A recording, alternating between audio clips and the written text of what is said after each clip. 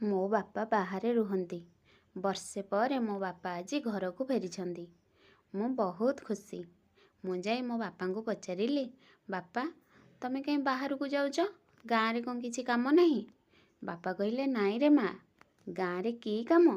ଆମର ତ ବିଲବାଡ଼ି ଖଣ୍ଡେ ନାହିଁ। ଆମେ ବା କି କାମ କରିପାରିବା ଗାଁରେ? ମୁଁ ପଚାରିଲି, ବାହାରକୁ ଯାଇକି କ'ଣ କାମ କରୁଛ?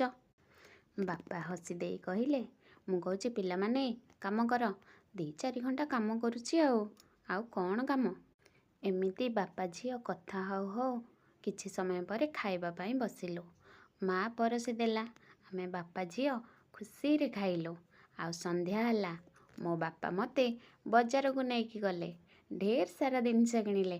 ବାପାଙ୍କ ପକେଟରେ ପଛେ 100 ଟଙ୍କା ଥାଉ, ମୁଁ ଯାହା କୁହେ ମୋ ବାପା ସାଙ୍ଗେ ସାଙ୍ଗେ କିଣିଦିଅନ୍ତି। ସନ୍ଧ୍ୟା ହେଇଗଲା। ଆମେ ଘରକୁ ଫେରିଲୁ। ମୋ ବାପାଙ୍କ ଫୋନ୍ଟା ଧରି ମୁଁ ଟିକେ ଦେଖିବାକୁ ଲାଗିଲି। ଗୋଟେ ପରେ ଗୋଟେ ଫଟୋ ଭିଡ଼ିଓ ଦେଖୁ ଦେଖୁ ହଠାତ୍ ନଜର ପଡ଼ିଲା, କିଛି ଗରମ ନିଆଁ ନେଇ ଆଉ ଗୋଟେ ଜାଗାରେ ଢାଳୁଛନ୍ତି। ମୁଁ ତ ଦେଖିକି ବହୁତ ଡରିଗଲି। ହେ ଭଗବାନ, ମୋ ବାବା ଏଇ କାମ କରୁଛନ୍ତି ଆଉ କହୁଛନ୍ତି ମୁଁ କିଛି ବି କରୁନି। ତାଙ୍କ ପାଖରେ ବି ଲୋକମାନେ କାମ କରୁଥିଲେ। ଏ ଭିଡ଼ିଓଟା ଦେଖି ମୋତେ ବହୁତ କଷ୍ଟ ହେଲା।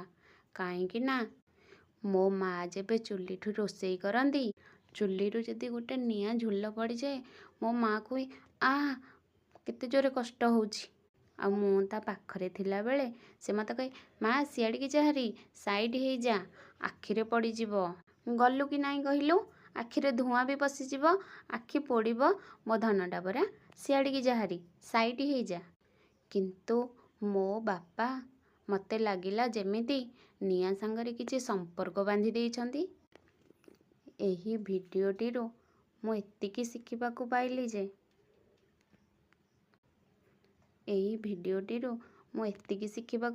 ଯେ ଗୋଟେ ମା ଆଉ ଗୋଟେ ବାପା ଭିତରେ କେତେ ଫରକ। ମୋ ମାଆର ଯାହା କଷ୍ଟ ପଇଲେ ମୋ ମା ମୋ ଆଈକି ଫୋନ୍ କରି କହିଦିଏ, ବୋଉ ଏଇଟା ହେଲା, ସେଇଟା ହେଲା, ଏତେ କଷ୍ଟ ହେଲା। କିନ୍ତୁ ମୋ ବାପା ବାହାରେ କାମ କରନ୍ତି। ମୁଁ କୋଉ ଦିନ ଶୁଣିନି ମୋ ମାଆକୁ ଫୋନ୍ କରିକି କହିବାର, ମୁଁ କଷ୍ଟରେ ଅଛି, ମୁଁ ଖାଇନି, ମୋ ଦେହ ଭଲ ନାହିଁ। ଆମେ କେବେ ବି ଶୁଣିନୁ। ମୋ ଭାଇ ଭଉଣୀ ଆମେ 2 ଜଣ ଯାଇକି ଆମେ କେବେ ଏ କଥା ଶୁଣିନୁ। ପ୍ରକୃତରେ ଗୋଟେ ମାଆ ଠାରୁ ଗୋଟେ ବାପା କେତେ କଷ୍ଟରେ ରୁହେ, ଏହି ଭିଡ଼ିଓଟି ଦେଖିଲେ ଜଣାପଡ଼େ। ବାପା ଯିଏ ପ୍ରକୃତ କଷ୍ଟକୁ ଅନ୍ତରରେ ଚାପି ସ୍ତ୍ରୀ ଛୁଆଙ୍କ ମୁହଁରେ ହସ ଫୁଟାଏ।